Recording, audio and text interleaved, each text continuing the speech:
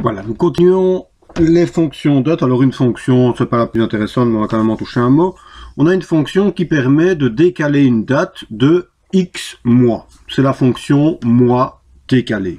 Donc imaginons ici, en A2, j'ai introduit une date. Et dans la cellule A4, ben, je souhaite décaler la date d'un mois. Eh bien, je peux utiliser la fonction mois.décalé. Donc égale mois décalé, j'ouvre la parenthèse, je précise la date à examiner, point virgule pour séparer mes arguments, et puis j'indique simplement le nombre de mois pour lequel je souhaite décaler ma date. Je souhaite la décaler d'un mois, je mets 1, je ferme la parenthèse et je valide, et j'ai bien un mois en plus que la date qui est mentionnée ici en A2.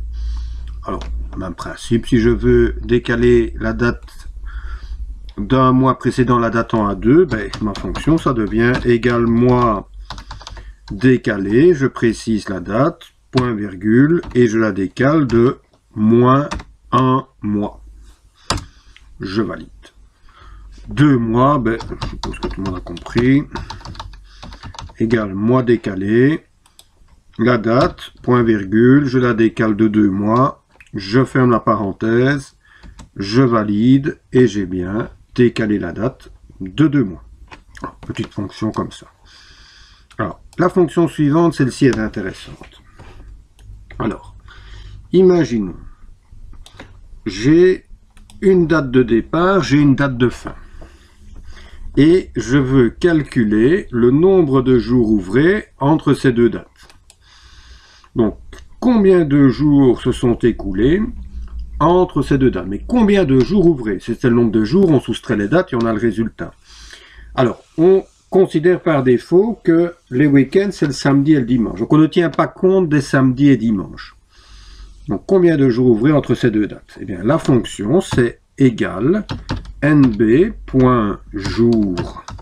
attention au pluriel, point ouvré, j'ouvre la parenthèse, et le principe, ben, on me demande de mentionner la date de départ, donc ici c'est A2, point virgule la date de fin, ici c'est A3, et j'en reste là si je considère que le week-end c'est samedi et dimanche. Je ferme la parenthèse, je valide, et ça veut donc dire que entre ces deux dates, ben, se sont écoulés 218 jours ouvrés. Alors, on peut maintenant imaginer faire la même chose, mais ici, on va exclure un jour férié. Donc, alors, pour que ça puisse être possible, il faut au préalable un petit tableau dans lequel on a encodé les différents jours fériés. Alors, donc combien de jours ouvrés se sont écoulés entre ces deux dates?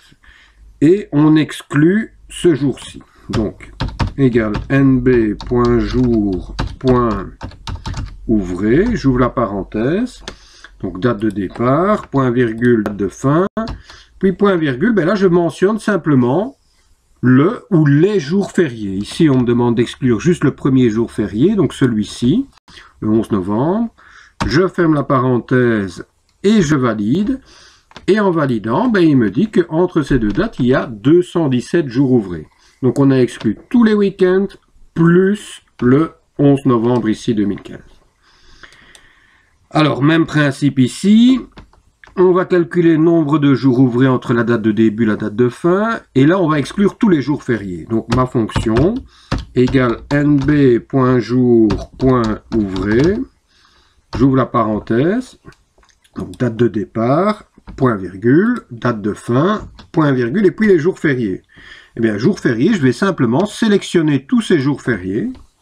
Donc ma plage a 7 à 9, je referme la parenthèse, je valide, et il me dit que entre ces deux dates, ben, j'aurai 215 jours ouvrés.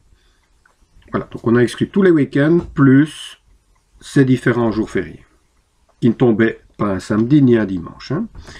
Alors, ici maintenant, on va faire la même chose, si ce n'est qu'on aura le choix du week-end. Alors imaginons qu'on travaille tous les jours, sauf le dimanche.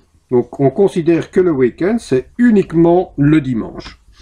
Et donc pour avoir le choix du week-end, la fonction elle va être juste un petit peu différente. Ça va être égal nb.jour.week jour, point, ouvrez, point, INTL, et puis j'ouvre la parenthèse. Donc j'ai dû rajouter ceci, hein, INTL.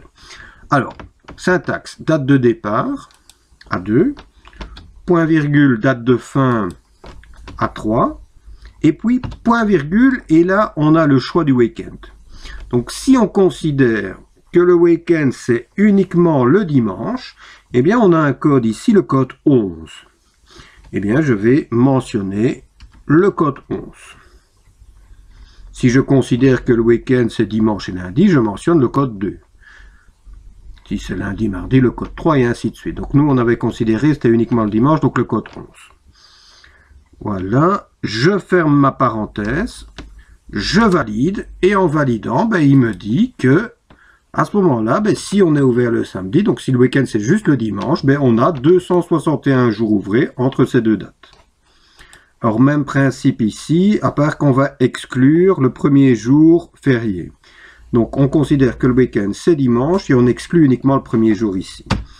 Donc égal nb.jour.ouvrez.intl, parenthèse, donc date de départ à 2, point virgule date de fin, point virgule code 11 pour le week-end le dimanche, point virgule jour férié, on exclut le premier jour férié, donc celui-ci, à 7. Je ferme la parenthèse, je valide, et on aura bien 260 jours ouvrés entre ces deux dates si on exclut le 11 novembre plus tous les dimanches.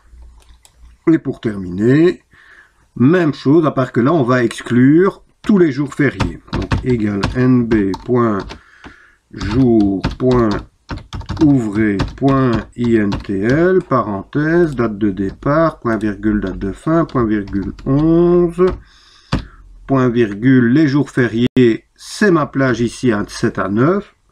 Je ferme la parenthèse, je valide, et j'ai bien à ce moment-là 258 jours ouvrés entre la date de départ et la date de fin.